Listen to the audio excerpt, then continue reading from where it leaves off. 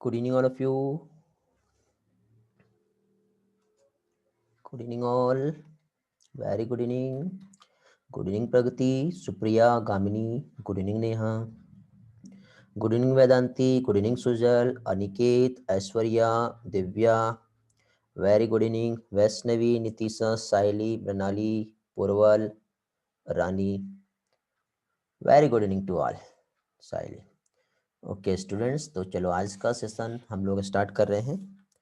और आज के इस सेशन में वंस अगेन हम लोगों को line to line NCERT concept, that is brief account of evolution, ये हम लोगों को आज के इस सेशन में देखना है।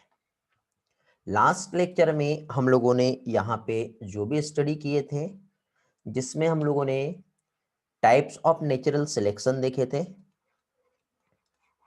और टाइप्स ऑफ नेचुरल सिलेक्शन जो है, जिसमें हम लोगों ने इसके disruptive selection, directional selection and stable selections देखे थे। फिर इसी के साथ साथ हम लोगों ने 3 पॉइंट्स के साथ ही साथ हम लोग जेनेटिक ड्रिफ्ट जो है लास्ट टाइम स्टडी कर रहे थे, और जेनेटिक ड्रिफ्ट का जो हम लोग स्टडी कर रहे थे, तो जेनेटिक ड्रिफ्ट जो है इसके ऑलरेडी कुछ कंसेप्ट तो हम लोग पहले भी स्टडी कर चुके हैं, लेकिन जेनेटिक ड्रिफ्ट में 2 इफेक्ट्स जो है, ओके 2 इफेक्ट जो हम लोग स्टडी कर रहे थे, जिसमें एक तो बॉटलनेक इफेक्ट और फाउंडर इफेक्ट, जिसका ऑलरेडी कंसेप्ट लेक्चर हो चुका है, बट यहाँ पे with the help of diagrams ये हम लोग जो है कंटिन्यू करेंगे। तो स्टार्ट करते हैं विदाउट डिले किए, एक एक कंसेप्ट को हम समझेंगे। सबसे पहले तो हार्डी वेनबर्ग इक्विलिब्रियम जो है हम लोगों ने लास्ट टाइम देख लिए थे, तो आज के सेशन में टाइम मिला तो इससे रिलेटेड कुछ क्वेश्चंस जो है वो आज हम अगेन एक बार देख लेंगे, ओके। और बाकी का जो पोर्शन है वो नेक्स्ट टेस्ट में देखेंगे। तो सबसे पहले तो बेटा मुझे ये बताओ, आज का जो आपका शेड्यूल था, रिवीजन टेस्ट शेड्यूल जो था, अटेंड किया आप लोगों ने? रिवीजन टेस्ट कैसा रहा आज का पेपर? कितने लोग अटेंड किए? हैंड रेज करेंगे बेटा जल्दी से, raise your hand quickly.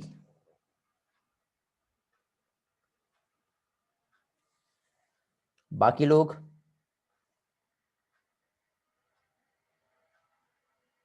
Biomolecule के क्वेश्चन नहीं बने? इतने easy question, total NCERT exemplar के क्वेश्चन है बायोमोलिक्यूल के, एक भी क्वेश्चन बाहर का नहीं है। फंक्शन था, कोई बात नहीं। टेस्ट जो है बेटा आपका लास्ट टाइम आज के 9 PM तक के हैं। वैसे 10 बजे लिंक एक्सपायर होंगी, लेकिन आपको एटलीस्ट 90 क्वेश्चन सॉल्व करने के लिए टाइम तो चाहिए, 1 आवर्स का टाइम तो भी चाहिए या उससे ज्यादा चाहिए। तो लास्ट टाइम 10 बजे लिंक एक्सपायर हो जाने वाला है, ठीक। तो जिन लोगों ने टेस्ट नहीं दिए, हाँ क्लास के बाद बेटा आप लोगों को टेस्ट देना, क्योंकि रिजल्ट आएगा और रिजल्ट जो है ऑफिशियल वेबसाइट पे पब्लिश भी होगा, ठीक। तो जो भी स्टूडेंट टेस्ट नहीं दिए हैं 8:30 पे टेस्ट के लिए बैठ जाना। 8:30 पे बैठते हो तो आपको 10 o'clock तक के 1.5 घंटे का टाइम मिलता है। 90 क्वेश्चंस को आप आसानी से सॉल्व कर लोगे, समझ गए? तो जो स्टूडेंट नहीं दिए टेस्ट वो लोग टेस्ट दे देंगे। अभी मुझे यहाँ पे जो दिख रहा है, मृणाली, सेजल, वैष्णवी, वेदांती, सुजल, तेजस्विनी, साइली, डिम्पल, इतने ही स्टूडेंट है जो लोग टेस्ट दिए हैं।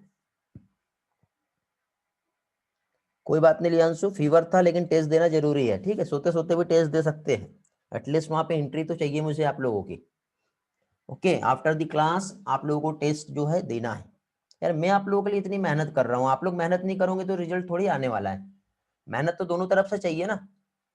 50% एफर्ट मैं लूंगा, 50% आप लोगे, दोनों का जब एफर्ट होगा तो 100% एफर्ट होगा, तब जाके फाइनली हमारा जो रिजल्ट है वो आएगा। किसी का कुछ पर्सनल प्रॉब्लम है तो शेयर करो, मुझे फोन करो, क्या डिस्ट्रैक्शन हुआ है, कौन किस तरह से आप बहक गए हो, किसी ने बहका दिया है, कुछ प्रॉब्लम है, बात करो मुझसे बेटा। मैं हूं आप लोगों के लिए, कुछ ना कुछ सजेशन दूंगा, सॉल्यूशन मिलेगा आप लोगों को, ठीक है। चलो आगे बढ़ते हैं। आगे का नेक्स्ट पोर्शन जो है वो हम देखेंगे। मीन्स अभी हम लोगों को यहाँ पे जो है हार्डी वेनबर्ग हम लोगों ने लास्ट लेक्चर में देखे थे। नेचुरल सिलेक्शन के हमने टाइप्स देखे थे। नेचुरल सिलेक्शन में यहाँ पे हम लोगों ने देखे थे पहले तो स्टेबलाइजिंग सिलेक्शन, जिसमें जो है मीन वैल्यू चेंज नहीं होती और जो इंटरमीडिएट जो होता है वही सिलेक्ट होता है।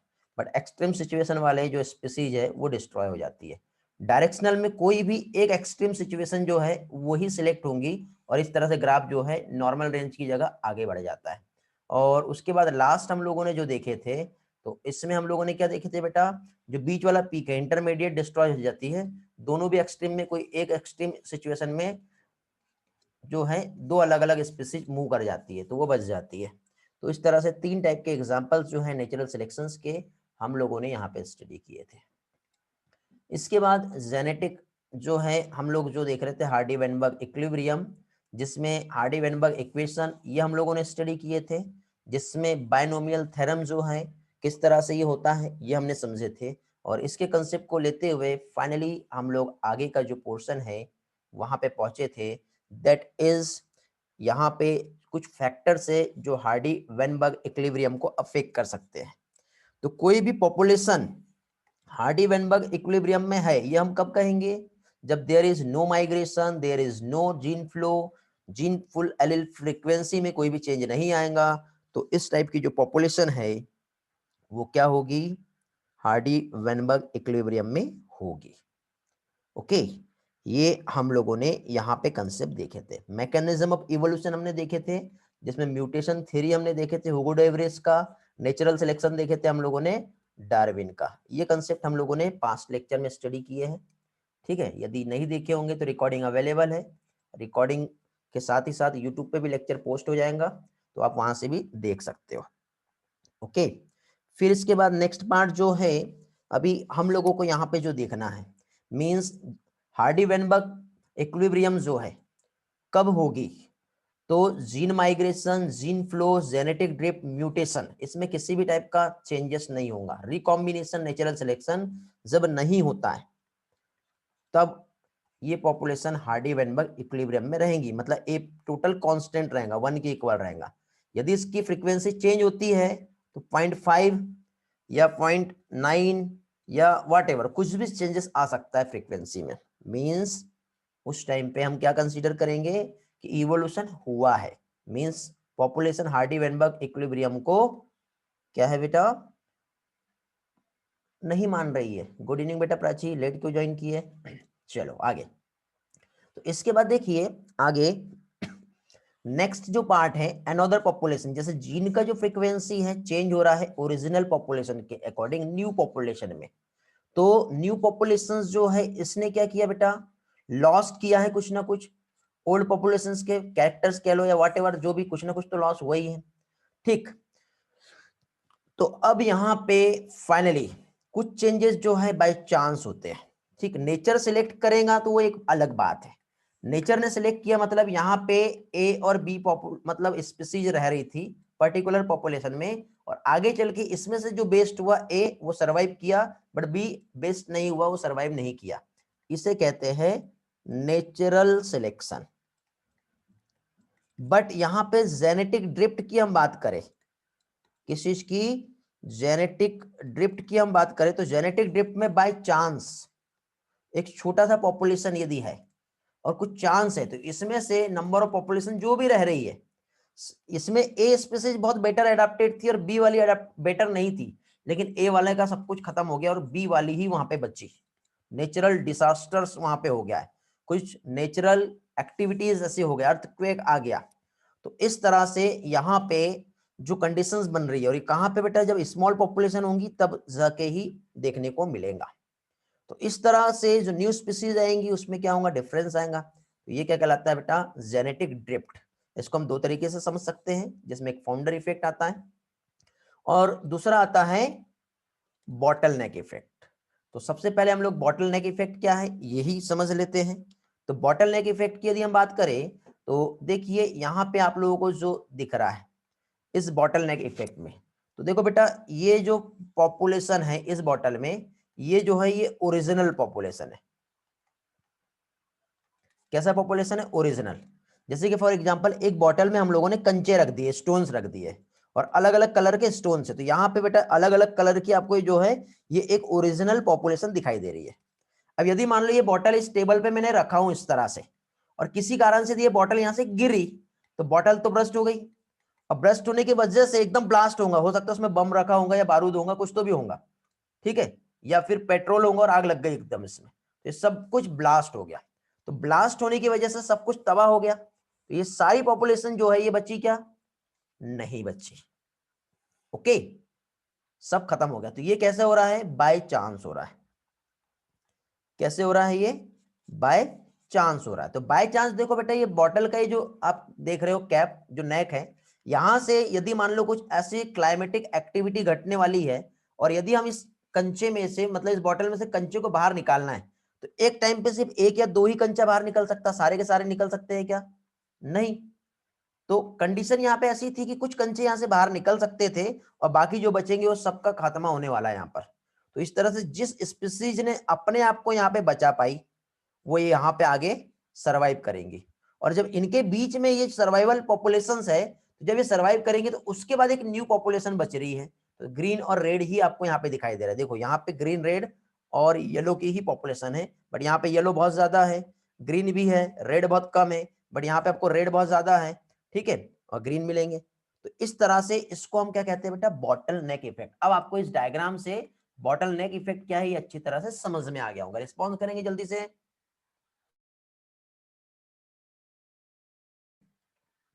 बॉटल नेक इफेक्ट समझा बेटा? आज के इस पार्ट में आपका अच्छे से क्लियर हो गया होगा। ऐश्वर्या, सुजल, लियांशु, वेदांती, नेहा, तेजस्विनी, आर्यन। चलो नेक्स्ट पार्ट हम लोग देखते हैं। नेक्स्ट पॉपुलेशन जो रहेगी वो कौन सी रहेगी? फाउंडर पॉपुलेशन रहेगी। अब फाउंडर पॉपुलेशन की हम बात करें तो founder population means what? Founder population जो है तो यहाँ पे क्या होता है देखो, तो फाउंडर पॉपुलेशन में जैसे कि सपोज यहाँ पे ये एक ओरिजिनल पॉपुलेशन है, इस ओरिजिनल पॉपुलेशन पे जैसे 20 जो है ब्लू कलर के कंचे हैं या 20 ब्लू आइज कलर वाली पॉपुलेशन है और 10 जो है वो रेड कलर वाली है।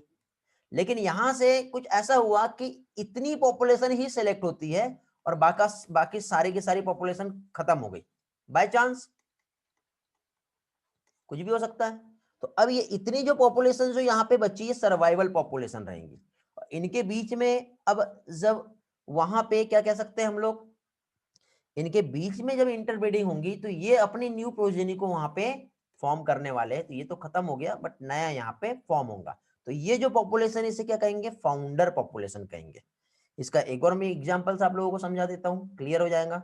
देखो बेटा, ये एक ओरिजिनल पॉपुलेशन, इसमें से रेड वाले भी सिलेक्ट हो सकते हैं, मिक्स वाले भी हो सकते हैं या फिर ब्लू वाले भी।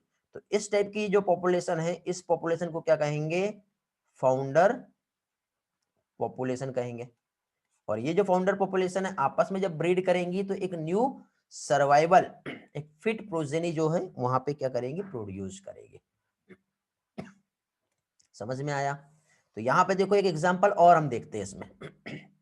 सॉरी, यहाँ पे देखिए जैसे कि फॉर एग्जांपल यहाँ पे कुछ पॉपुलेशन है कुछ स्पीसीज की, तो इसमें से देखो आपको कुछ जो दिख रहे हैं वो कैसे? ग्रीन वाले हैं, कुछ जो है वो क्या है? येलो वाले। लेकिन क्या हुआ, कुछ नेचुरल डिसास्टर ऐसा हुआ कि इसमें से सब कुछ खत्म हो गया, सिर्फ रेड वाले ही यहाँ पे बचे। तो न्यूली जो फाउंडेड पॉपुलेशन जो रहेगी वो क्या रहेंगी बेटा? ये वाली रहेंगी, और ये आपस में ब्रीड करके एक न्यू प्रोजेनी को यहाँ पे प्रोड्यूस कर सकती है। तो ये हमेशा जेनेटिक डाइवर्सिटी का जो सोर्स रहेगा ये रहेगा। तो ये फाउंडर पॉपुलेशन कहलाएगी। क्या कहलाएंगी? ये फाउंडर पॉपुलेशन कहलाएंगी।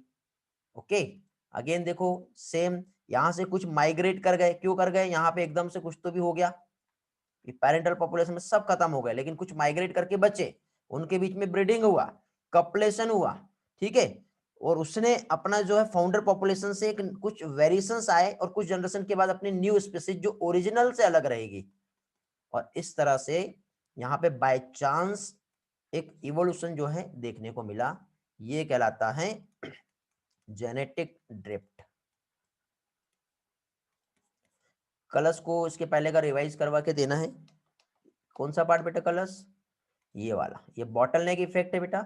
और बॉटल नेक इफेक्ट में बॉटल में जैसे कंचे होते हैं, और यदि बॉटल यदि किसी कारण से टूट रहा है तो इसके अंदर जो कंचे हैं सारे टूट सकते हैं या ब्रेक हो सकते हैं।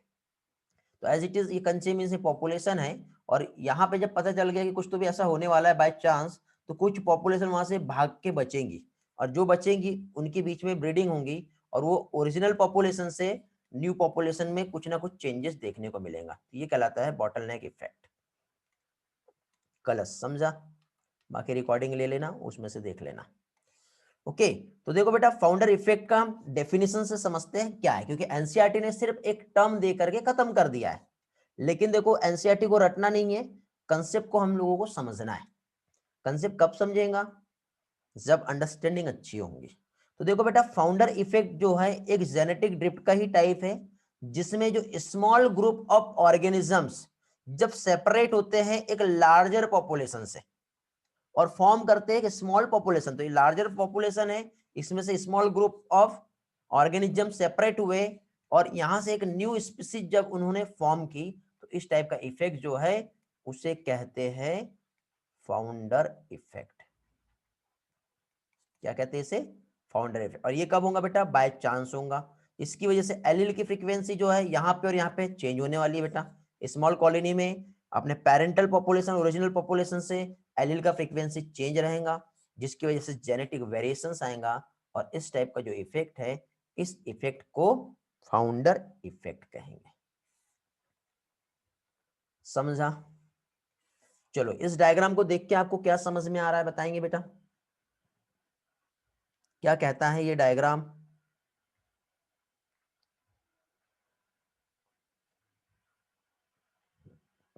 रिस्पॉन्स दो बेटा। Very good Tejaswini, great. Dimple, no बेटा। ईश्वरी, ग्रेट। उसके लिए टर्म क्या होगा फिर ईश्वरी? नहीं बेटा। सुजल, नो।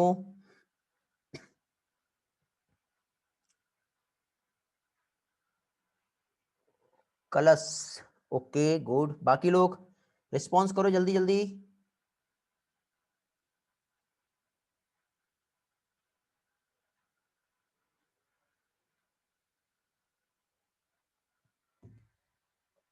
भूल गए यार, आप लोग रिवाइज नहीं कर रहे हो। इस संडे को टेस्ट है और कंडीशन आपकी ऐसी है।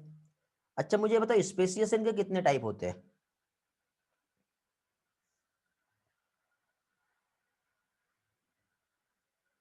अच्छा जो टर्म बताया था वो याद नहीं आ रहा है?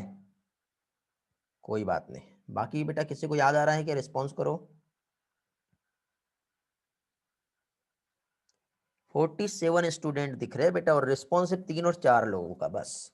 कल्याणी नहीं है क्या आज? ओके ईश्वरी। स्पेसिएशन पढ़े थे हम लोगों ने, याद आ रहा है? स्पेसिएशन कितने टाइप के होते हैं? स्पेसिएशन 2 टाइप के। कौन सा होता है? एक होता है सिम्पैट्रिक, एक होता है एलोपैट्रिक। याद आया अभी? मैं सब टेस्ट में देने वाला हूं आप लोगों को, गलत फहमी में नहीं रहना कि ये नहीं आने वाला, सब आने वाला है। तो ये रिवर का बनना, ये रिवर पहले छोटी सी थी, एकदम इतना खसक गई जमीन और रिवर यहाँ पे अंदर आ गई। स्क्वायरल का एग्जाम्पल मैंने बताया था, आपको याद है? 2 स्क्वायरल आपस में इधर उधर जा सकते थे, रिवर के खिसकने की वजह से ये सब खत्म हो गया। रिवीजन नहीं हुआ? कल्याणी, ओके। अनिकेत कहाँ हो? हर्ष बताओ, कैसे करोगे यार? तो बताओ ये वाला एलोपैट्रिक में आएगा या सिम्पैट्रिक में आएगा?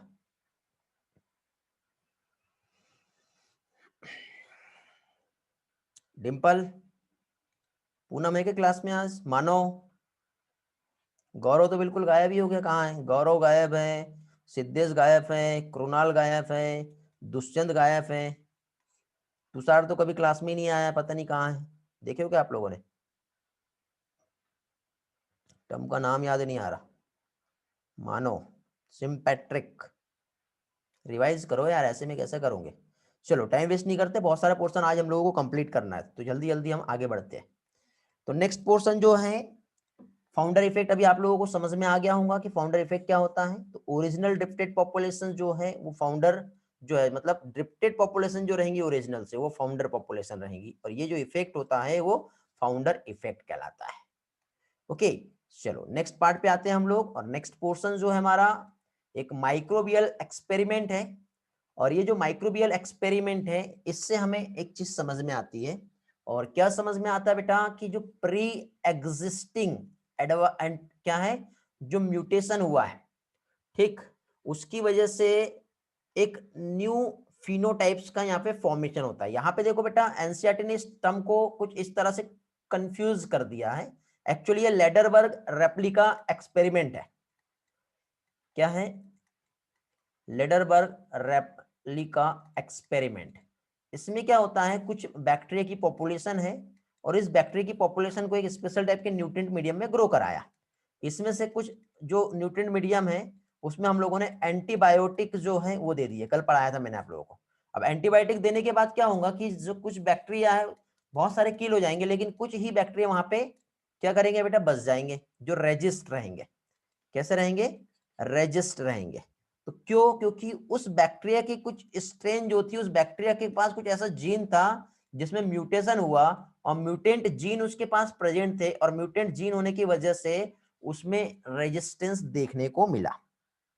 ठीक है, किस तरह से रेजिस्टेंस देखने को मिला? तो रेजिस्टेंस जो है वो किस चीज को बता रहा है बेटा? फिटनेस को बता रहा। जो फिट बैठे, जिनका रिप्रोडक्टिव फिटनेस अच्छा था, उसको नेचर ने सिलेक्ट किया, वही सरवाइव कर पाए और अपने लाइफ जो है उसको वो क्या किए, आगे बढ़ा पाए। तो यहाँ पे जो वेरिएशन है, मतलब कुछ ही जो जनरेशन है यदि हम देखें तो उसमें ये हुआ स्पेसिएशन, इसका रिजल्ट है। स्पेसिएशन दो तरीके से होता है, ये पढ़े हैं। एनसीईआरटी ने स्पेसिएशन टर्म देके खत्म कर दिया। यदि आप इतना सा पार्ट को पढ़ोगे तो आपको कभी कुछ नहीं समझेगा, इसके ऊपर जाना पड़ेगा ना बेटा। फिर उसके बाद क्वेश्चन यहां से पूछा भी जाएगा तो आप आग बंद करके सॉल्व करोगे और आपका आंसर सही रहेगा। ठीक है, तो नेचुरल सिलेक्शन जो है ये एक प्रोसेस है जहां पे वेरिएशंस जो है चेंज हो रहे हैं, मतलब वेरिएशंस देखने को मिल रहे हैं, वो पेरेंट टू ऑफस्प्रिंग्स में ट्रांसफर भी हो रहे हैं। तो इसमें जो बेटर सर्वाइवल वाले स्पीसीज है वो रिप्रोड्यूस कर पाएंगे और अपने नंबर ऑफ प्रोजेनी को क्या करेंगे, बढ़ा भी पाएंगे। कुछ एनालिसिस करने के बाद समझ में आया कि म्यूटेशन की वजह से क्या होता है, वेरिएशंस होता है। जैसे गैमेटोजेनेसिस जो होता है, जिसमें दो गैमेट्स बनेंगे, स्पर्म और एग, जिनका फ्यूजन होगा, देन जायगोट बनेगा। तो इसके बीच में क्या होता है, एक्सचेंज होता है जेनेटिक मटेरियल। और ये जो एक्सचेंज होगा सेगमेंट, जिसे हम क्या कहते हैं, क्रॉसिंग ओवर, जिसे कहते हैं रिकॉम्बिनेशन। क्या कहते हैं जिसे? रिकॉम्बिनेशन। उसकी वजह से क्या होगा बेटा, वहां पे वेरिएशंस आते हैं और जो न्यू ऑफस्प्रिंग्स वहां पे प्रोड्यूस होंगी वो पेरेंट से थोड़ा सा डिफरेंट रहेगा और बेटर एडाप्टेड वाली रहेगी। ठीक है, तो ये जीन फ्लो जेनेटिक ड्रिफ्ट का रिजल्ट है। फ्रीक्वेंसी में चेंज आया, जीन और एलील उसके फ्यूचर जनरेशन में, जो कि किस चीज को बता रहा है बेटा, रिप्रोडक्टिव सक्सेस को, जो कि नेचुरल सिलेक्शंस जो कि डिफरेंट पॉपुलेशन में हो रहा है। और नेचुरल सिलेक्शन जो है इस टाइप का जो रहेगा वो क्या कहलाएगा बेटा, स्टेबलाइजेशन। अब इसके टाइप से बेटा, नेचुरल सिलेक्शन तीन तरीके से होता है। एक तो स्टेबलाइजिंग सिलेक्शन होता है जिसमें मोर इंडिविजुअल्स जो है मीन कैरेक्टर वैल्यू जो होते हैं वो ज्यादा होते हैं। ठीक है, इधर साइड के जो रहेंगे नहीं रहेंगे। डायरेक्शनल में ये जो मीन है ये यहां से आगे इधर ग्राफ बढ़ जाता है, तो क्या होता है बेटा, मोर एक्वायर्ड वैल्यू जो रहेगी वो मीन के अलावा दूसरी रहेंगी। और थर्ड होता है डिस्ट्रप्टिव, जिसमें मोर इंडिविजुअल्स जो रहेंगे वो मीन को छोड़ के दोनों आजू बाजू के जो एक्सट्रीम सिचुएशन रहेंगे वाले रहेंगे। तो इसमें जो कर्व है दोनों का ऐसा आता है और बीच का नीचे डाउन हो जाता है। याद आ रहा है? तो एनसीईआरटी ने इतना सा समझाया बेटा, बताओ अब आप इतने से समझ के रट सकते हो और रटने के बाद आप भूलोगे ही भूलोगे, लेकिन इसके हमने 2% एक्स्ट्रा इन्फॉर्मेशन देखे। मैक्सिमम स्टूडेंट ये कहते हैं कि सर आप एनसीईआरटी का बाहर का पढ़ा रहे हो। तो बताओ मैंने कोई इसमें एनसीईआरटी के बाहर का पढ़ाया? नहीं, मैंने जो भी पढ़ाया बेटा वो सिर्फ वही इंफॉर्मेशन प्रोवाइड किया हूं जो आपके लिए इसेंशियल है, जो आपके एग्जाम पॉइंट ऑफ व्यू के लिए बहुत इंपॉर्टेंट है। गलत फहमी में न रहो, अनकही अनदेखी अनसुनी बातों पे कभी भी भरोसा मत करो। ठीक है, कई आपको बहकाने वाले लोग मिलेंगे, लेकिन लास्ट तक के बेटा जो रहेगा वो रियल में उसका रिजल्ट आएगा, क्योंकि आप बीच में भटक गए, कभी इधर कभी उधर, कभी इधर कभी उधर, ऐसे दो जगह चलते रहेंगे तो ना तो आप इधर के रहेंगे ना तो इधर के रहेंगे। तो ऐसा मत करो। ठीक है, कई स्टूडेंट कभी बिल्कुल रेगुलर क्लास में आ रहे हैं और फिर बीच में से एकदम गायब हो जा रहे हैं। ठीक है, देखना बेटा, जो आपको ऐसे मिल रहे हैं वो रिजल्ट कभी भी नहीं देंगे। ठीक, मैं तो नहीं चाहता कि कभी ऐसा हो, मैं तो समझाने की बहुत कोशिश कर रहा हूँ हर किसी को कि बेटा कुछ प्रॉब्लम हो तो मुझसे शेयर करो। आई डोंट नो किसका क्या प्रॉब्लम है, कभी स्ट्रेंथ क्लास का बहुत बढ़ जाता है, कभी कम हो जाता है। ठीक है, तो ऐसा क्यों हो रहा है ये तो मैं नहीं जानता, लेकिन फिर भी मैं ये समझाने की कोशिश कर रहा हूँ कि बेटा किसी के बहकावे में आके अपना फ्यूचर को खराब मत करो। ठीक है, क्योंकि सिर्फ हर कोई अपना फ्यूचर बनाने में यहाँ लगा है, क्योंकि कंपटीशन है और इवोल्यूशन में हम लोगों ने कंपटीशन को ही पढ़े हैं। और कंपटीशन में बेटा कई लोग आपको गिराने के लिए आपके साथ पॉलिटिक्स खेल के आपको बहका देंगे, और आपको यह तो ऐसा बोलेंगे कि मेरा तो सब तैयार हो गया, सब प्रिपेयर हो गया, आप यही टेंशन की वजह से पढ़ नहीं पाओगे। ठीक है, ऐसा नहीं करना है। चलो, तो ये वाला पार्ट हो गया, ज्यादा बातें करेंगे तो इसके आगे का जो पार्ट है बेटा बहुत इंपॉर्टेंट है, वो रह जाएगा। तो आज का जो मेन टॉपिक है हमारा ब्रीफ अकाउंट ऑफ इवोल्यूशन, ये हम लोगों को समझना है। ओके, तो ब्रीफ अकाउंट ऑफ इवोल्यूशन यदि हम देखें तो आप खुद देखिए बेटा, यहां पे 2000 million year ago first cellular life appeared हुआ है। खुद ही सोचिए बेटा, लाइफ का जो बनना नेचर में, हमारे जो लाइफ जो क्रिएट हुई है, लाइफ जो फॉर्म हुई है, ये बहुत ही ज्यादा एक अद्भुत और आश्चर्यजनक बात है, कैसे लाइफ आई होंगी। ठीक है, और यहां पे देखिए जो मैकेनिज्म्स हुआ नॉन सेलुलर एग्रीगेट्स का, जो जिएंट माइक्रोमोलिक्यूल्स थे वो इवॉल्व होके एक सेल्स में बने। मतलब जो कोसारवेट था, कोसारवेट में ऐसा क्या हुआ होगा जिसकी वजह से एक ऐसी मेम्ब्रेन यहाँ पे फॉर्म हो गई और एक सेलुलर लाइफ फॉर्म जो है वहां पे आ गया। फिर इसी से प्रोकैरियोट्स जो है वो बने, फिर उसके बाद यूकेरियोटिक बने। ठीक है, तो ये कैसे हुआ होगा, प्रोकैरियोट से सबसे पहले ब्लू ग्रीन एल्गी फॉर्म हुआ, फिर वहां पे ऑक्सीजन भी इवॉल्व हुई। तो ये सब कैसे हुआ होगा, इसका बेटा क्लियर जो क्या कह सकते हैं एक्सप्लेनेशन, प्रूफ जो है आज तक के नहीं मिल पाया है। लेकिन फिर भी आज हम ये नहीं जानते कि कोसारवेट में मेम्ब्रेन बनी तो बनी कैसे, लाइफ आई तो आई कैसे।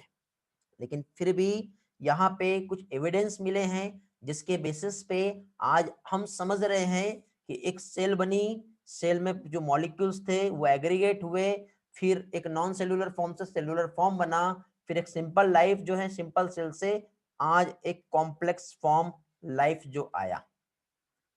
ठीक है, तो ये सारी चीजें हम लोगों को यहाँ पे देखने को मिलती है। तो इसमें हम आगे बढ़े तो हमको अगेन, अब ये वाला ग्राफ पे हम वापस बाद में आते हैं थोड़ी देर के बाद, पहले थ्योरी पढ़ लेते हैं यहाँ पे क्या क्या दिया हुआ है। मिलियन ईयर एगो, MYA का मतलब होता है मिलियन ईयर एगो। किसका डाउट था बेटा, पता चल गया। हाँ, देखो फिर, तो अब देखिए यहाँ पे क्या हुआ, एक नॉन सेलुलर लाइफ थी, नॉन सेलुलर से सबसे पहले लाइफ आई, प्रोकैरियोटिक आए, फिर वो और इवॉल्व होने के बाद सबसे पहले BGA बना, ब्लू ग्रीन एल्गी, जो कि कैसा था, फोटोसिंथेसिस कर पा रहा था। और फोटोसिंथेसिस कर पा रहा था, ये सब पढ़ चुके बेटा हम लोग। ठीक है, यहाँ पे हम एनसीईआरटी रिवीजन ले रहे हैं, सारे कंसेप्ट डिटेल मैंने ऑलरेडी आप लोगों को समझाया हूँ, डिटेल नहीं कहेंगे, एक्चुअली ये सारे पार्ट को समझने के ओरिजिनल कंसेप्ट है, प्रीवियस लेक्चर में सारे समझा चुका हूँ और सभी के रिकॉर्डिंग जो है बेटा यूट्यूब पे अपलोड कर दिया हूँ। तो गो टू यूट्यूब यदि आपने नहीं देखे होंगे तो, और वहां पे एक बार रिवाइज कर लो। तो देखिए सिमिलर जो लाइट रिएक्शंस जो हो रही थी, मींस फोटोसिंथेसिस, जिसमें वाटर का स्प्लिटिंग हुआ, और वाटर स्प्लिटिंग होने के बाद देखो ये जो बीजीए जैसे आया, इसने ऑक्सीजन को इवॉल्व किया, और ऑक्सीजन इवॉल्व होने की वजह से जो प्रिमिटिव एटमॉस्फेयर था, मींस रेड्यूसिंग एटमॉस्फेयर जो है ऑक्सीडाइजिंग एटमॉस्फेयर में कन्वर्ट हो गया।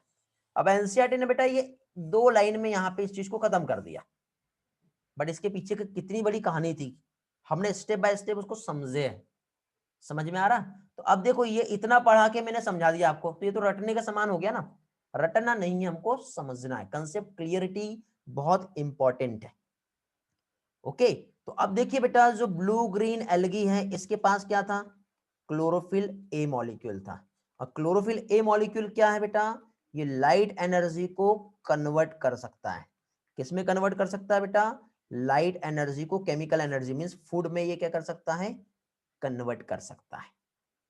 ठीक है, तो अब यहां पे ऐसा क्या हुआ? तो देखो एक छोटा सा सेल था, जब ये ग्रो करके ऐसा बड़ा हुआ, तो बड़ा होने की वजह से फाइनली अब यहां पे जो मेटाबॉलिक एक्टिविटी हो रही थी, तो ये मेटाबॉलिक एक्टिविटी जो है बेटा, ये इतनी अच्छी नहीं हो पा रही थी कि एक अकेला सिंगल न्यूक्लियस जो है उतने बड़ी एक सेल को कंट्रोल कर पाए।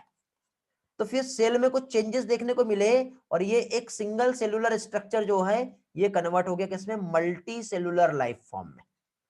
ठीक है, तो slowly slowly single cell organisms जो है, ठीक है, क्या हुआ? एक मल्टी सेलुलर लाइफ फॉर्म में कन्वर्ट हुआ।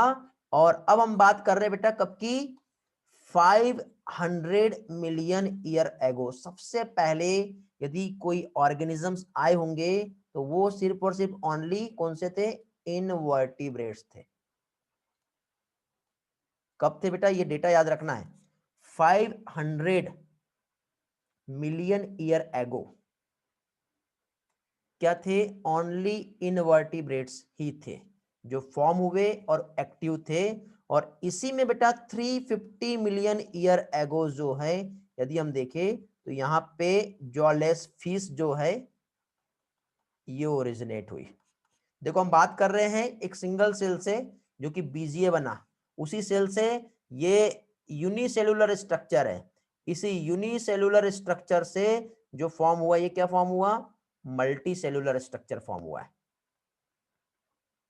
और ये मल्टी सेलुलर स्ट्रक्चर से फिर इवोल्यूशन होते होते सबसे पहले सिर्फ और सिर्फ जो थे बेटा इनवर्टिब्रेट्स ही थे, फिर और इवॉल्व हुआ और इस तरह से यहाँ पे जॉलेस फिश फॉर्म हुई 350 मिलियन ईयर एगो।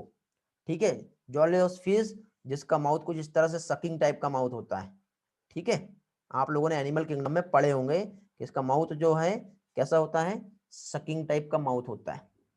फिर 350 के बाद 320 million year ago, only weeds की हम बात कर रहे हैं अभी यहाँ पर। ठीक है, तो देखो यहाँ पे वीड्स, सी वीड्स जो है, ठीक है, वीड्स कौन से? सी वीड्स। और कुछ प्लांट जो है एग्जिस्ट हुए कब?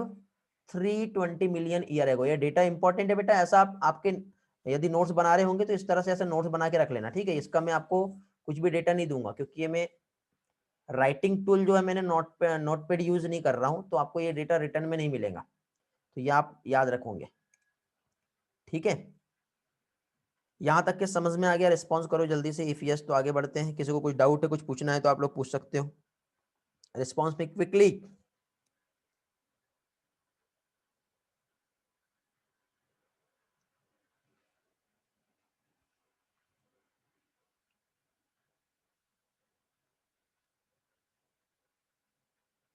वेरी गुड, चलो बहुत बढ़िया, नो डाउट सारा कुछ क्लियर है सभी का।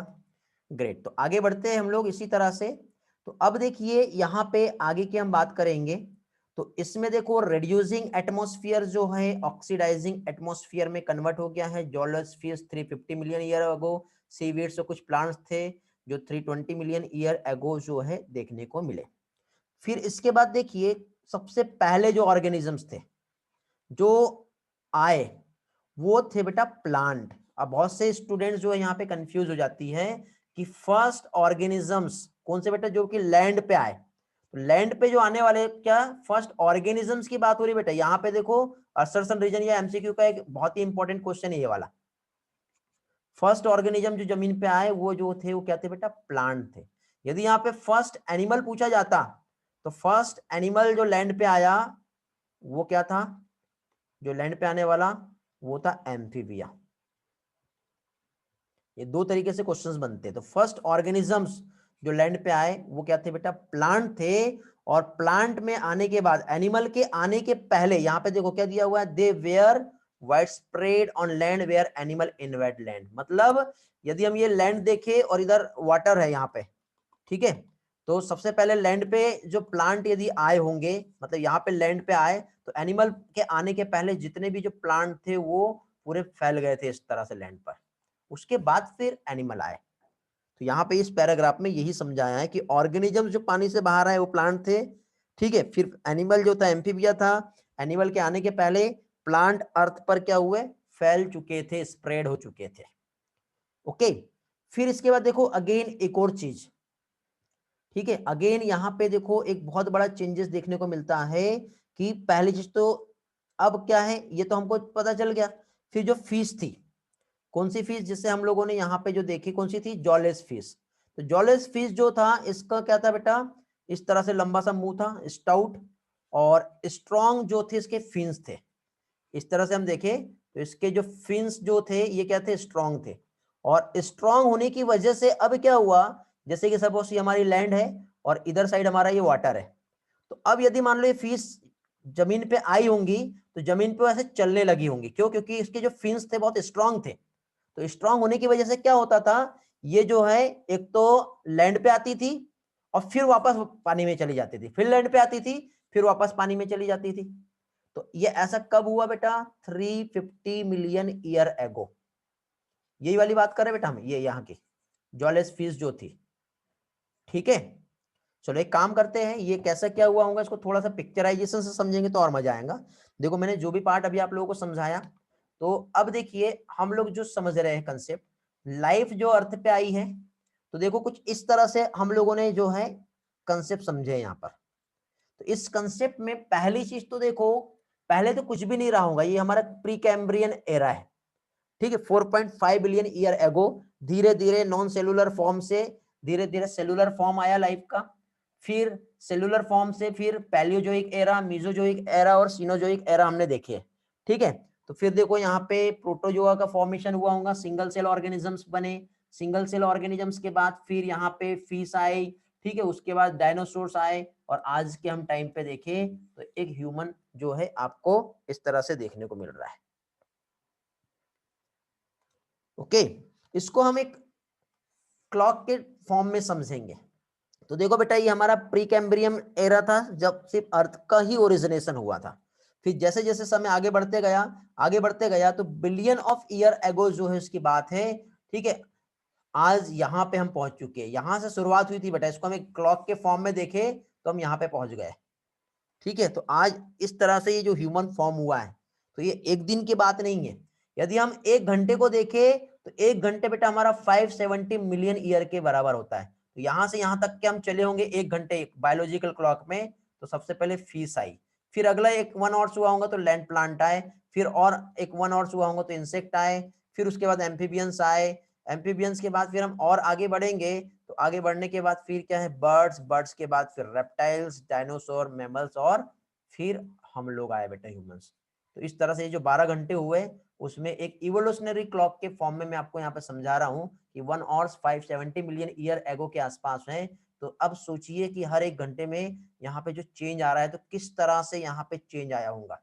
इमेजिन करो आपको 1 आवर्स दिया गया है, और 1 आवर्स में देने के बाद यदि आपको कहा कि कंप्लीट बायोलॉजी का रिवीजन करके पढ़ना है, तो आपको 1 आवर्स बहुत छोटा सा लगता है कि नहीं।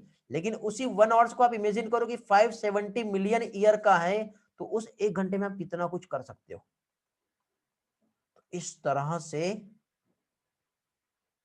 बेटा ईश्वरी आपने ये वाला कंसेप्ट नहीं समझे, एक घंटे में नहीं हुआ। एक घंटे को मैंने यहाँ पे क्या समझाया, देखो 1 आवर्स 570 मिलियन ईयर इसके बराबर है, इसके इक्वल है। तो वो एक घंटे में ही हुआ है, मतलब 570 मिलियन ईयर इसमें एक इवेंट हो रहा है, ठीक है। हम कंपेयर कर रहे हैं, तो ये कंपेयर में 1 आवर्स को हम समझ रहे हैं कि 1 आवर्स जो है किसकी इक्वल है। समझ गया बेटा ईश्वरी। चलो आगे बढ़ते हैं विदाउट डिले किए, नेक्स्ट पोर्शन पे आते हैं। और नेक्स्ट पोर्शन जो है हमारा,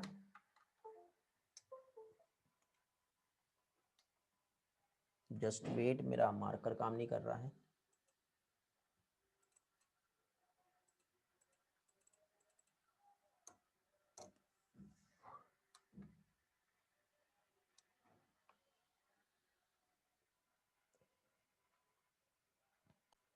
ओके चलो, थोड़ा प्रॉब्लम आया था, अभी सॉल्व हो गया है। तो हम देखिए बेटा इस बायोलॉजिकल क्लॉक को समझ रहे थे। इसी बायोलॉजिकल क्लॉक में बेटा ओरिजिन ऑफ अर्थ से लेकर के, अभी देखो यहाँ पे जो डेटा है उस पर नहीं जाना है, डेटा जो है हम एनसीईआरटी का ही लेंगे, ठीक है। अलग अलग रेफरेंस में हम जाएंगे तो थोड़ा सा डेटा चेंज हो जाता है। तो सबसे पहले हमको जो कंसेप्ट समझना है वो देखना है। लाइफ ओरिजिनेट हुआ, सेलुलर फॉर्म आया, ठीक है, पहले तो एनऑक्सीजनिक अर्थ था, ऑक्सीजन यहाँ पे नहीं थी, फिर कुछ इवेंट चेंज हुआ, साइनोबैक्टीरिया आए, साइनोबैक्टीरिया आने के बाद स्लोली स्लोली बेटा ऑक्सीजन इवॉल्व हो गया, फिर उसके बाद मॉडर्न यूकेरियोट्स आए, फिर एल्गी आया, उसका डाइवर्सिफिकेशन हुआ, फिर धीरे धीरे इन्वर्टिब्रेट्स आए, वेस्कुलर प्लांट्स आए, मैमल्स बने, और आज हम ह्यूमंस जो है ये फॉर्म हो गए। ठीक है, थोड़ी देर पहले मैं आप लोगों को जो है बेटा एक चीज बता रहा था, क्या चीज बेटा, जॉलेस जो फिश आई थी सबसे पहले, तो ये बेटा उसके हमको फॉसिल्स मिले।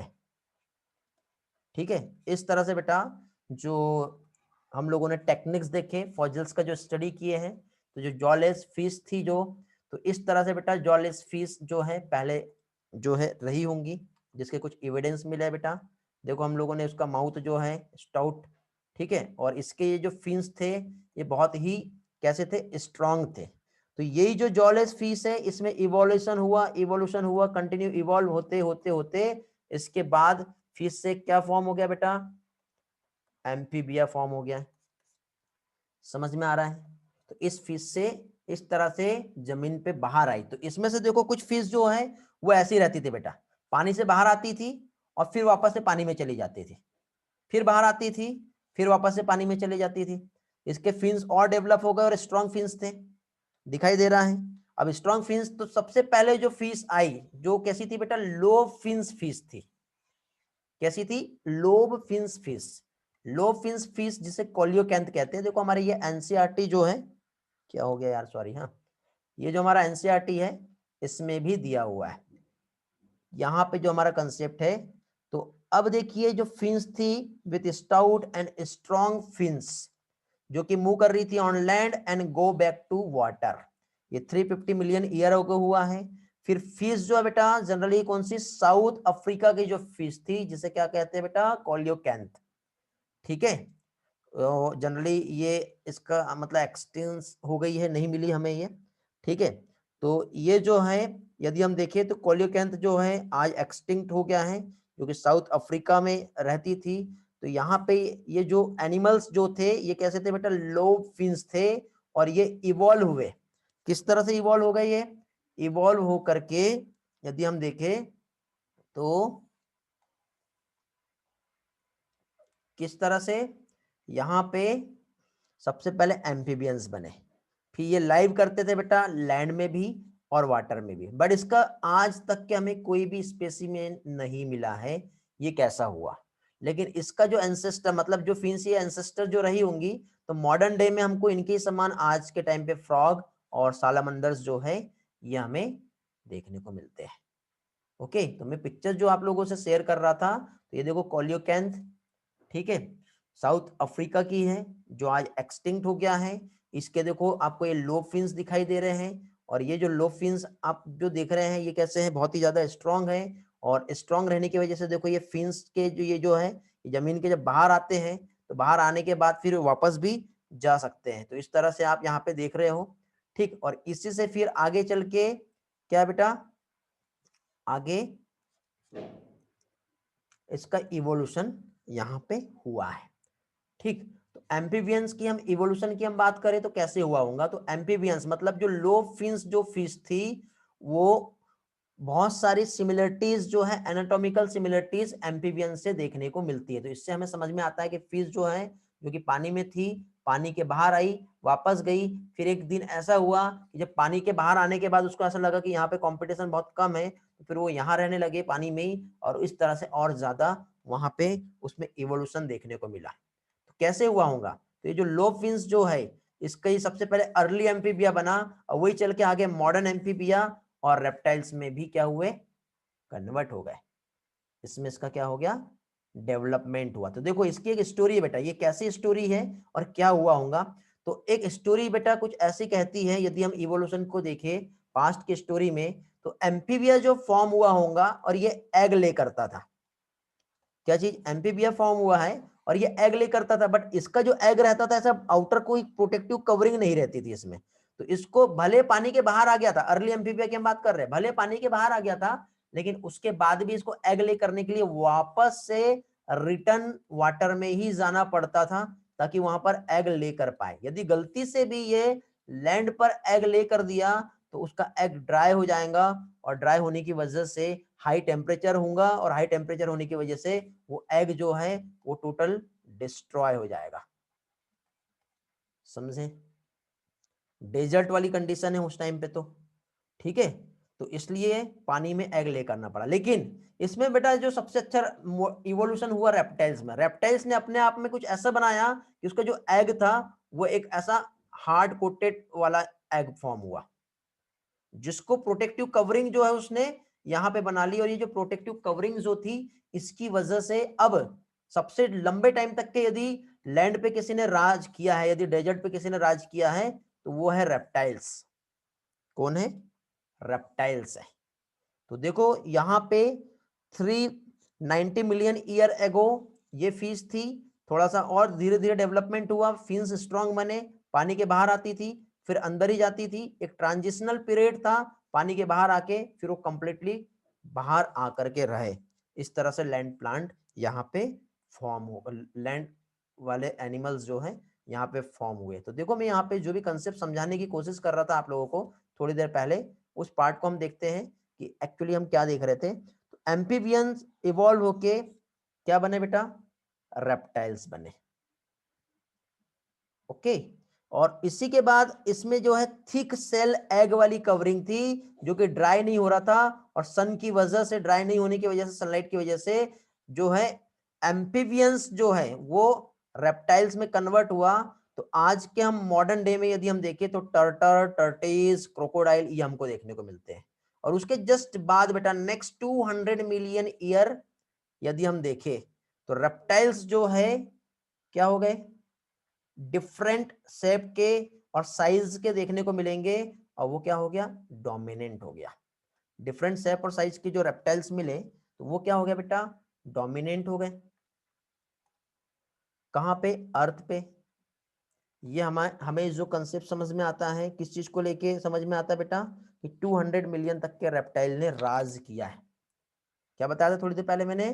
जो रेप्टाइल्स थे वो बहुत लंबे टाइम तक के 200 मिलियन ईयर तक के बेटा उन्होंने, रेप्टाइल्स ने रहे, और अलग अलग तरीके से उसमें उनका इवोल्यूशन देखने को मिला। अलग अलग तरीके से उसमें वो सारी चीजें जो है वो डेवलपमेंट होते रही। ओके। तो अब देखो यहाँ पे ये तो रेप्टाइल्स थे। रेप्टाइल के साथ ही साथ देखो जो जिएंट फर्न है, जैसे कि टेरिडोफाइट।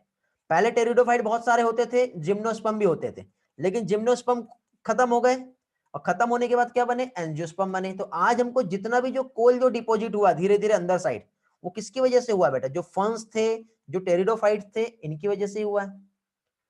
तो कुछ रेप्टाइल्स जो है इसी तरह से पानी के बाहर आए, तो कुछ बाहर रह गए और कुछ पानी के अंदर चले गए। तो यहाँ पे देखो जो लैंड पे रेप्टाइल जो थे जो वापस चले गए, जो फिश से इवॉल्व हुआ था, तो फिश लाइक रेप्टाइल्स बने। कब बने होंगे ये? 200 मिलियन ईयर एगो, जिसे हम स्टिचियोसोर्स कहते हैं। और जो लैंड पे रहे उसको हम डायनासोर्स कहते हैं। क्या बताया? समझ में आ गया बेटा? देखो ये हमारा ओशियन है, और इधर साइड हमारी लैंड है। ध्यान से समझना। फिर ओशियन से कुछ यहां से बाहर आए, बाहर आके जो यहीं पे रहने लगे वो रेप्टाइल थे। डायरेक्ट नहीं, पहले तो यहाँ पे जो बाहर आए होंगे वो क्या हुए होंगे? एम्फीबियन रहे होंगे, थोड़ी देर पहले मैंने बताया। और इसी एम्फीबियन से रेप्टाइल्स बने। तो इसमें से बेटा कुछ रेप्टाइल ऐसे थे जो क्या हुए? वो वापस से अंदर चले गए, यहां जाके रहने लगे। कुछ रेप्टाइल जो है जमीन में रहने लगे। तो जो लैंड पे जो रेप्टाइल्स थे, तो लैंड पे वाले रहने वाले रेप्टाइल्स को हम जो कहते हैं, क्या कहते हैं हम? डायनासोर्स। और जो रेप्टाइल्स बेटा वापस से ओशियन में चले गए वो क्या कहलाते हैं? इस्थियोसोर्स। समझ में आ रहा है? ये देखो यहां पे दिया हुआ है। और इसमें सबसे बड़े वाले जो रेप्टाइल्स थे उसको हम कहते हैं टेरियनोसोर्स। 20 फीट हाइट के हैं बेटा ये। और सब ठीक है, डेगर लाइक टीथ जो है, और ह्यूज फियरसोन जो है देखने को मिलता है। हर्ष बेटा कौन सा वाला फिर से बताना है, बताओ। अनिकेत क्या प्रॉब्लम हुआ बताओ? नेट इशू था हर्ष के साथ, ठीक है रिवाइज करवा दे रहा हूँ बेटा, क्या बताया मैंने, ठीक है ये पार्ट में पिक्चर से भी रिवाइज कर रहा हूँ, डोंट वरी, क्योंकि पिक्चराइजेशन होगा तो ये सारे कंसेप्ट बहुत अच्छे से क्लियर भी हो जाएंगे आपके।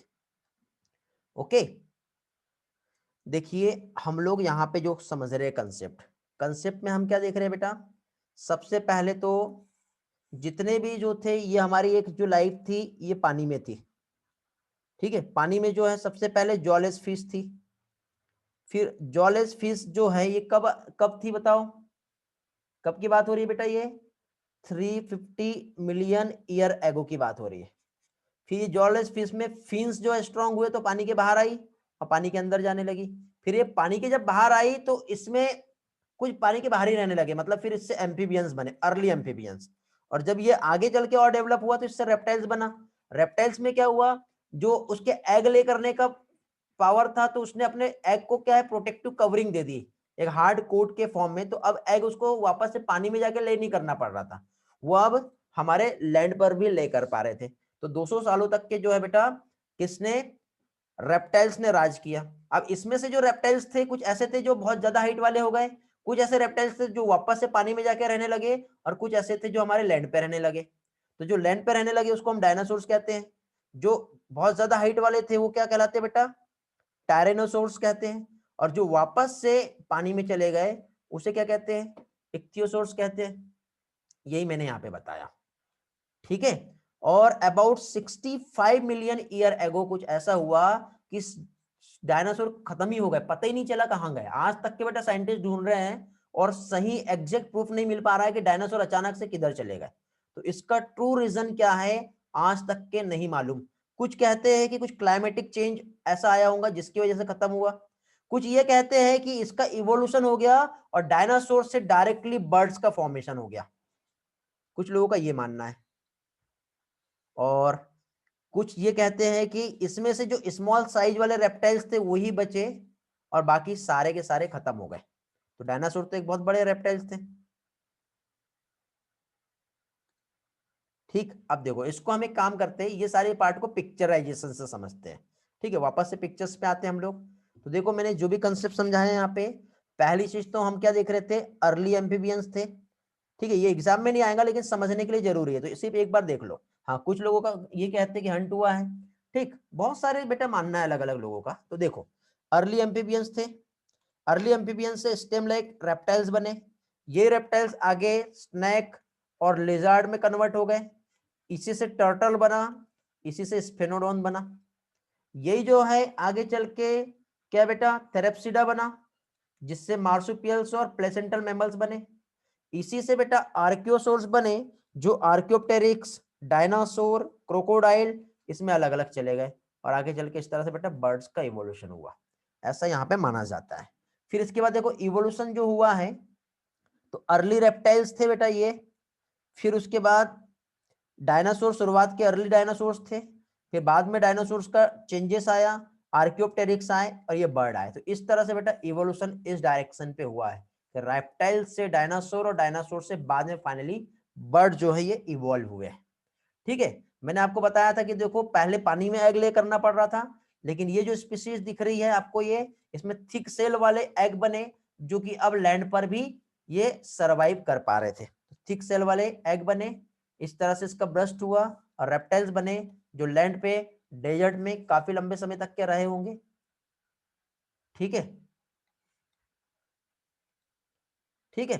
ये इस तरह से यहाँ पे डेवलपमेंट हुआ, ये देखो कुछ इस तरह से इवोल्यूशन हुआ बेटा, ताकि एग उसका प्रोटेक्टेड रह पाए, समझ रहे हो। तो इस तरह से इसका एग जो है क्या हुआ, प्रोटेक्ट हो रहा है, ठीक है। ये सारी चीजें हमने यहाँ पे देखे। इसके बाद देखिए आगे क्वेश्चन यही है कि पहले अंडा आया या मुर्गी, अब आप ही बताओ, हैन आई या फिर एग आया। तो इवोल्यूशन में भी बेटा एक ही चीज समझ में आती है कि एग ही पहले आया होगा, क्योंकि एग जो है बेटा एक प्रोटेक्शन इस तरह से आया, उसके बाद बर्ड आया, नहीं तो एक बर्ड का एक टाइप है। रेप्टाइल तो पहले से एग ले कर रहे थे, और इवोल्यूशन की बहुत सारी कहानी में भी हमको ये चीज मिलता है बेटा, समझ में आ गया। और अब तक के सबसे खतरनाक कोई प्राणी रहा है तो वो ये है डायनासोर, इतना डेंजर हुआ करता था ये। अब तक के ह्यूमन इससे खतरनाक है, लेकिन ह्यूमन की एक अलग बात है, लेकिन डायनासोर अब तक में सबसे ज्यादा, यदि हम देखें, खतरनाक, पूरी तरह से पूरा कब्जा, अर्थ पे सबसे ज्यादा कब्जा इसका था, हर जगह इतना ज्यादा मतलब था डायनासोर, ठीक है, कि पूरे जमीन पे, लैंड में हर जगह आपको डायनासोर ही मिलेंगे। ओके, और 65 मिलियन ईयर एगो अचानक से ऐसा क्या हुआ कि सारे डायनासोर खत्म हो गए। आज भी साइंटिस्ट इस बात का पता नहीं कर पा रहे, लेकिन इसकी छोटी प्रजाति जो है बेटा क्रोकोडाइल, और क्रोकोडाइल के साथ ही साथ जैसे घड़ियाल, छोटे रेप्टाइल्स, वो इसके ही मतलब कुछ स्पीसीज जो आज अवेलेबल है। मेरा वॉइस ब्रेक हो रहा है क्या बेटा? सभी के साथ देखो एक बार,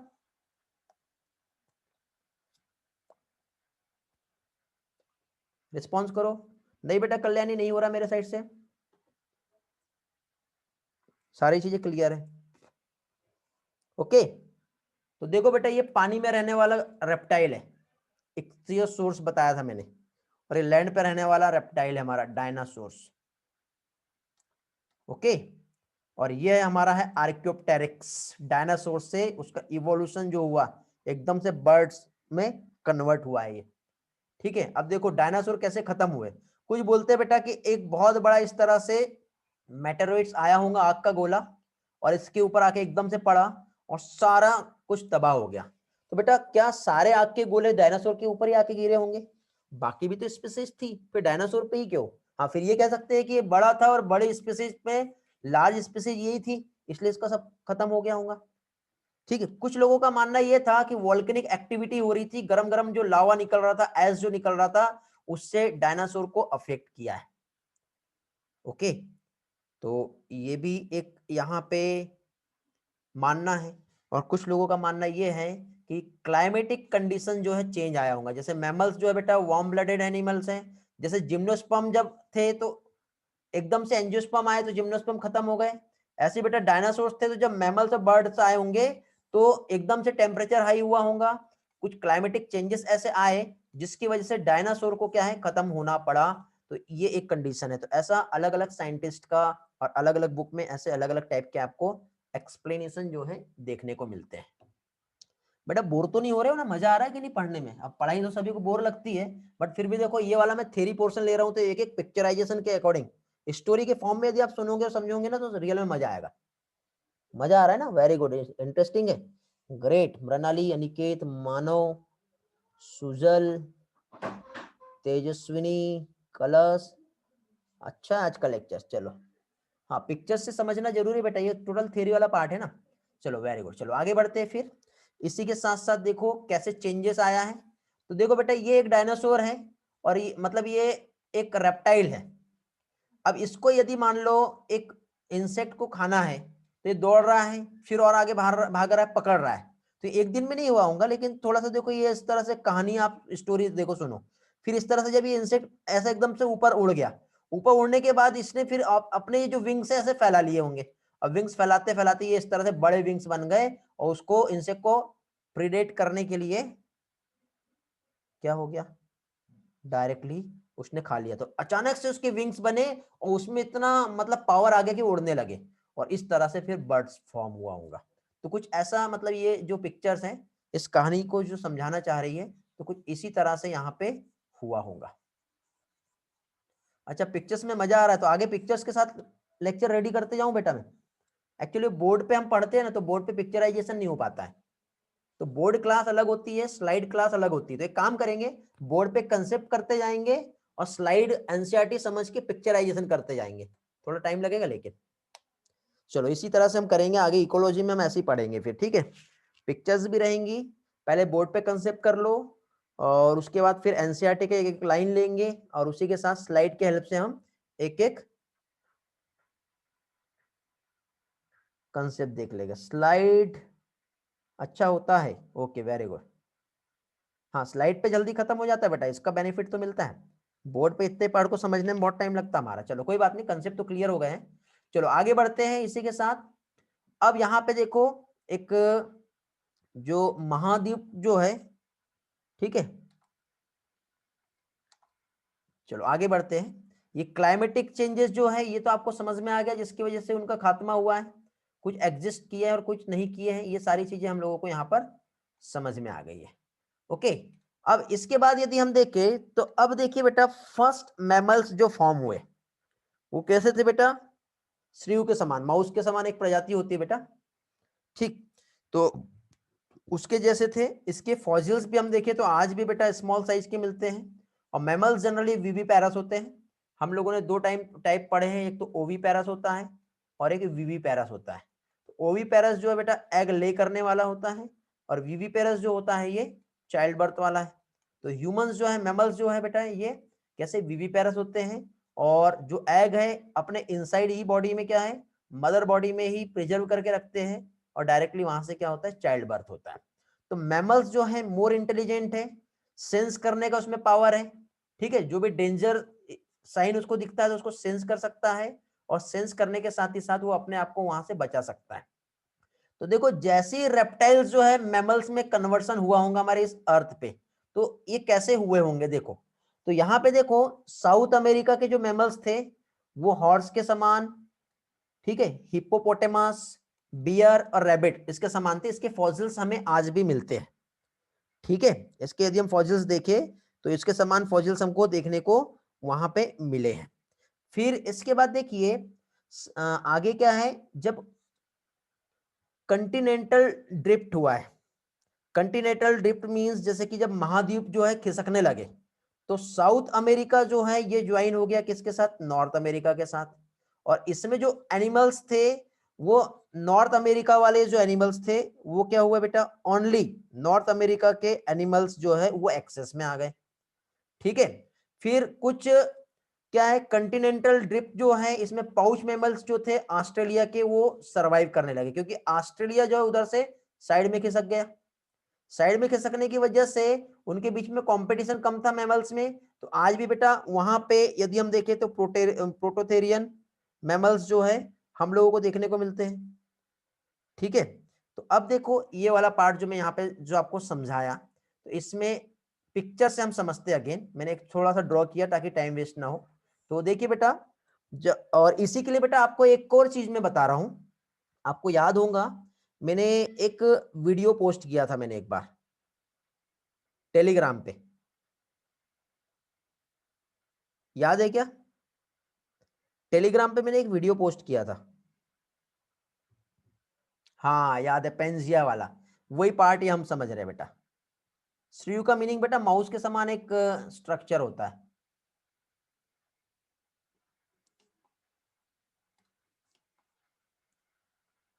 हाँ, उससे रिलेटेड क्वेश्चन भी टेस्ट में मैंने दिया था आप लोगों को। ओके, फॉर्मेशन ऑफ कंटिनेंट, हाँ वीडियो भी मैंने कहा था कि बेटा देखना है, आपको याद है तो बहुत अच्छी बात है, वेरी गुड।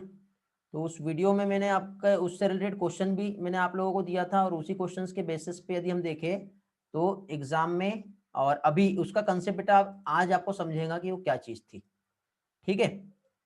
चलो तो कंसेप्ट समझते हैं। कंसेप्ट में हम लोग जो देख रहे हैं, ठीक है, ये वाले जो पार्ट है इसका मीनिंग समझ रहे हैं। कंटिनेंटल ड्रिफ्ट जो हुआ है, तो कंटिनेंटल ड्रिफ्ट की यदि हम बात करें तो देखिए बेटा यहाँ पे पहली चीज तो ये जो है बेटा, जब नॉर्थ अमेरिका और साउथ अमेरिका जो है, ठीक है, यदि हम देखें तो ये खिसका होगा तो ये आपस में जुड़ गए। इधर हमारा यूरोप और एशिया है, इधर अफ्रीका है, और इधर ऑस्ट्रेलिया। तो ऑस्ट्रेलिया अलग से अलग हो गया। तो प्रोटोथेरियन और मेटाथेरियन इनके बीच में, इनके मैमल्स में कोई कंपटीशन ही नहीं था, समझे, तो ये अलग हो गए।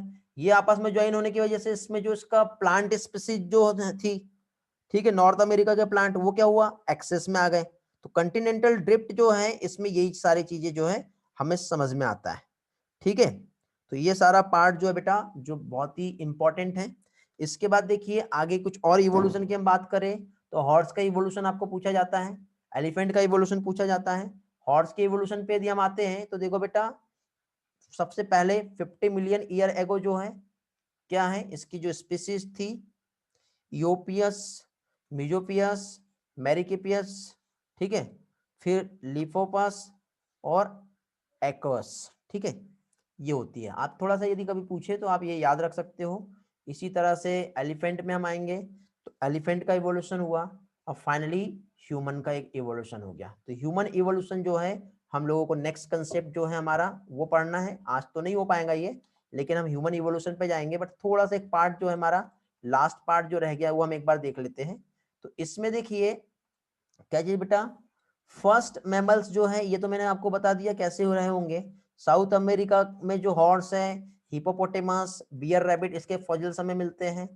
ठीक, कंटिनेंटल ड्रिफ्ट जब हुआ तो साउथ अमेरिका ज्वाइन हो गया नॉर्थ अमेरिका से, और इसमें जो एनिमल्स जो थे नॉर्थ अमेरिका के जो प्लांट थे वो ज्यादा एक्सेस में आ गए। फिर due to some continental drift जो पाउच मैमल्स जो थे ऑस्ट्रेलिया के वो ज्यादा अच्छे सर्वाइव कर पाए। क्यों? क्योंकि उनके बीच में कोई भी कंपटीशन नहीं रह गया अदर मैमल से, क्योंकि ऑस्ट्रेलिया अलग से बाजू में खिसक गया था। ठीक है, फिर इसके बाद देखिए सम मैमल्स जो बेटा वो कंप्लीटली पानी में ही रहते थे। जैसे वेल की हम बात करें, डॉल्फिन की हम बात करें, तो ये आज भी पानी में रहते हैं। सील्स हो गया, सी काउस हो गया। ठीक है, ये कुछ एग्जाम्पल्स है पानी में रहने वाले। हॉर्स का इवोल्यूशन हो गया, एलिफेंट का है, डॉग का है, ये कुछ एग्जाम्पल्स आपको मिलेंगे। तो एनसीईआरटी ने सिर्फ एक नाम देके खत्म कर दिया है। फौना मीन्स प्लांट के लिए होता है बेटा, एनिमल नहीं। ओके, फौना मीन्स एनिमल, हाँ बेटा एनिमल आएगा, नॉर्थ अमेरिका के एनिमल्स। ओके, फिर इसके बाद देखिए कुछ स्पेशल स्टोरीज हम देखें इवोल्यूशन की। तो ये सारी चीजें आप और भी डिटेल में हायर क्लास में आप लोग स्टडी करोगे। ठीक है, हायर क्लास में इससे रिलेटेड आएगा सक्सेसफुल स्टोरी। यदि हम देखें इवोल्यूशन की तो ह्यूमंस हम लोग हैं। ठीक है, तो हम लोगों के इसमें बेटा लैंग्वेज हम डिटेक्ट कर सकते हैं, सेल्फ कॉन्शियसनेस हम लोगों के इसमें है। ठीक है, और इसका एक rough sketch evolution of life form की हम बात करें तो जियोलॉजिकल टाइम स्केल जो है वो भी हम लोगों को बहुत सारी चीजें इंडिकेट करती है। यहाँ पे मैंने प्लांट बताया होगा बेटा, सॉरी, फौना मीन्स एनिमल होता है। ठीक है, और एनिमल जो है एक्सेस में आए हैं, ये याद रखना है। ठीक है, बाय मिस्टेक जो है मैंने टर्म ही गलत यूज कर लिया था। ओके, थैंक यू बेटा सुजल, आपने मुझे रिमाइंड करा दिए। हाँ, अभी देखिए इसमें अब आपको कुछ ये जो पिक्चर्स दी है एनसीईआरटी ने, ये वाला पार्ट मैंने already with the help of trick ले चुका हूं, फिर भी हम एक बार रिवाइज कर लेते हैं। देखो अर्ली रेप्टाइल्स थे। अब अर्ली रेप्टाइल्स के पहले हमने क्या देखे थे बेटा, फिश थी, फिश के बाद अर्ली एम्फीबियंस बना था, इससे एक मॉडर्न एम्फीबियंस और रेप्टाइल्स बना। तो ये रेप्टाइल जो रहा होगा पहले अर्ली रेप्टाइल्स रहा होगा। ये जब इवॉल्व हुआ तो सौरोप्सिड और सिनेप्सिड बना। फिर इसी से आगे चल के जो सौरोप्सिड से थिकोडोंट एक्सटिंक्ट हुए, पोलियोसोर्स जो है सिनेप्सिड से आया, फिर ये आगे चल के थेरेप्सिड्स बना। ठीक है, पढ़े हम लोगों ने ये वाला पार्ट बेटा, मैंने ट्रिक भी बताया हूँ इसका और रिवाइज भी करवाया हूँ, अच्छे से ये पार्ट करवाया हूँ। तो एनसीईआरटी के ये वाले पार्ट में यही चीज बताई है, और इस तरह से एक कंप्लीट डायनासोर्स जो है यहाँ पे आया होगा। तो अब देखिए जो हमने जियोलॉजिकल टाइम स्केल जो स्टडी की है, ठीक है, इसको थोड़ा छोटा कर लेते हैं तो हमें और भी अच्छे से समझ में आएगा। तो जियोलॉजिकल टाइम स्केल जिसमें हम लोगों ने एरा, पीरियड, ये सारी चीजें देखे थे। कार्बोनिफेरस है, Permian, Triassic, Jurassic, Cretaceous, tertiary. Tertiary में डायनासोर एक्सटिंक्ट हुए, और क्वाटरनरी, तो उसमें ये अलग अलग टाइम पे कैसे कैसे कौन कौन से एनिमल्स आए हैं। आपको ये पूछा जा सकता है टर्टल किससे आया बेटा, लिजार्ड किससे आया, स्नेक किससे आया। तो ये सौरोप्सिड का ही यहाँ पे इवोल्यूशन है, ये आप लोगों को याद रखना है। तो ऐसे एग्जाम में आ सकता है। थोड़ा सा प्लांट पे आते हैं, और प्लांट की यदि हम बात करें तो प्लांट में बेटा एज इट इज सिमिलर वही कंसेप्ट यहाँ पे बताया जा रहा है। पैलियोजोइक, मीजोजोइक और सिनोजोइक, तीन एरा को लिया है यहाँ पर। तीन एरा में Silurian, Devonian, Carboniferous, Permian, Triassic, Jurassic, Cretaceous, tertiary और क्वाटरनरी, ये सारे पार्ट्स यहाँ पे बताए हुए हैं। तो इसमें देखो प्लांट की जो स्पीसीज है वो कैसे डेवलप हुई है, और इस पे क्वेश्चंस कैसे बनता है बेटा। इस बार जो है नीट 2021 जो है इसमें आप लोगों को जो क्वेश्चन आएगा वो यहाँ से आने वाला है, मैं लिख के दे रहा हूँ, देख लेना। ठीक है, तो देखिए बेटा सबसे पहले जो एंसेस्टर था प्लांट का वो क्या था बेटा, क्लोरोफाइट्स था। क्लोरोफाइसी जैसे ब्लू ग्रीन एल्गी जो क्लोरोफाइसी का मेंबर होता है। फिर उसके बाद ट्रैक्योफाइट्स आए, राहिनिया टाइप प्लांट सबसे पहले आए होंगे। फिर राहिनिया टाइप प्लांट जो है इससे फिर क्या है, सिलोफाइटोन आए। सिलोफाइटोन्स का जब डेवलपमेंट हुआ तो सिलोफाइटोन से बेटा फर्न बने, इसी से जिंको जो कि जिम्नोस्पर्म होता है, कोनिफर्स यहाँ पे आए, और निटेल्स आए। इसी से बेटा सीड फर्न्स बने जिसमें साइकेड्स आएंगे, और डाइकोट आएगा। तो डाइकोट कहाँ पे देखने को मिलता है? देखो बेटा, क्रिटेशियस और मीसोजोइक एरा में देखने को मिलता है, ये पूछा जाएगा। फिर डाइकोटिलीडन प्लांट का मोर इवॉल्व प्लांट जो होता है मोनोकोटिलीडन प्लांट होता है, एंजियोस्पर्म प्लांट की बात करें तो। और ये कब देखने को मिलेगा बेटा? टर्सरी इसमें देखने को मिलेगा, सीनोजोइक एरा के। ब्रायोफाइट्स भी टर्सरी में आएंगे। क्रिटेशियस जिसमें क्या है? स्पेनिश सीड से। जुरासिक में क्या है? हर्बिसियस है, फर्न्स है, कोनिफर्स है, साइकेड्स है। पर्मियन में क्या देखने को मिल रहा है बेटा? लाइकोप्स, ठीक है। सीड फर्न जो है कार्बोनिफेरस, जो कि हमारा पैलियोजोइक एरा है। डेवोनियन में क्या आएगा बेटा? सिलोफाइटोन आएगा। सिलोरियन में राइनिया टाइप के प्लांट्स आएंगे। तो इस तरह से बेटा यहाँ पे ये एक जियोलॉजिकल टाइम स्केल किस प्लांट का कब कैसे इवोल्यूशन हुआ है, ये आप लोगों को यहाँ पे दिया हुआ है, समझे? तो इस तरह से इवोल्यूशन का जो कोर कॉन्सेप्ट और जो मेन चैप्टर है वो हो गया हमारा। अब इसमें हमारा नेक्स्ट और लास्ट एक पार्ट जो रह गया है, evolution of man. Origin and evolution जो है कैसे होता है ये हम देखेंगे। इसमें हम ऐप के बारे में पढ़ेंगे, मंकी के बारे में पढ़ेंगे और ह्यूमन के बारे में पढ़ेंगे। रामापिथेकस, ड्रायोपिथेकस, ठीक है, होमोसेपियंस, ठीक है, ऐसी कुछ स्पीसीज है और वो कैसे इवॉल्व हुई है, ये सारा कंसेप्ट हम लोगों को यहाँ पे देखना है, ठीक है। समझ में आ गया? तो एक ये वाला मेन पोर्शन हमारा रह गया है और उसके बाद ऑलमोस्ट सारी चीजें अच्छे से हो गई है, ठीक है बेटा। तो फिर एक काम करते हैं, आज का लेक्चर हम यही कंप्लीट करेंगे, ठीक। Origin and evolution of man जो है हम नेक्स्ट इसमें देखेंगे। कल हमारा क्लास है ना, वैसे भी कल हो जाएगा हमारा ये वाला पार्ट फिर अच्छे से, ओके। चलो तो थैंक्स फॉर ज्वाइनिंग, मिलते हैं फिर नेक्स्ट लेक्चर में, बाय बाय। कल क्वेश्चन भी प्रैक्टिस करेंगे, आज नहीं हो पाए तो, ठीक है। और जिन लोगों ने टेस्ट नहीं दिए वो लोग टेस्ट दे देंगे बेटा, ओके। यूट्यूब पे नहीं डाला बेटा अभी तक के लेक्चर्स फिलहाल, एक्चुअली देखिए ऑफिशियल जो है परमिशन नहीं है मुझे, तो ऐसा कुछ भी नहीं। हाँ, नेक्स्ट वीक इकोलॉजी चालू हो जाएगा हमारा। आज का क्लास इंटरेस्टिंग था, चलो कोशिश करता हूँ फिर आगे से हम ऐसे ही कंटिन्यू करते हैं। बहुत अच्छे से समझा आज का लेक्चर, कंटेंट के ऊपर डिपेंड करता ना बेटा। और आज का लेक्चर समझने के लिए हमने इतनी मेहनत की है, इतना टाइम दिए है, वो कंसेप्ट, वो स्टोरी हमने पढ़े है, तब जाके आज हम उसे कनेक्ट कर पाए। यदि इतना सारा हम पढ़े नहीं होते तो स्टोरी को हम कनेक्ट ही नहीं कर पाते थे, ठीक है। तो कंसेप्ट क्लियर रहेंगे तब आपको एनसीईआरटी अच्छे से समझेंगे, ठीक है। चलो तो इकोलॉजी को भी हम इसी तरह से कंप्लीट करेंगे, बहुत मजा आएगा, ठीक है। इकोलॉजी में ज्यादा डिटेल पे नहीं जाएंगे, लेकिन जो ऑथेंटिक इंपॉर्टेंट है वो सारी चीजें हम उसमें देखेंगे। हाँ बेटा सुजल, अभी आप 5 मिनट के बाद मुझे कॉल कर सकते हो। ईश्वरी, आपको कॉल करना होगा तो आप भी कॉल कर सकते हो। अभी अभी मैं अवेलेबल हूँ, 5 मिनट के बाद आगे 10 मिनट के लिए अवेलेबल हूँ, उसके बाद मेरी अपॉइंटमेंट है किसी और के साथ, ठीक है। चलो तो मिलते हैं फिर, thanks for joining, bye bye, have a nice day, enjoy and do study hard, bye bye, take care.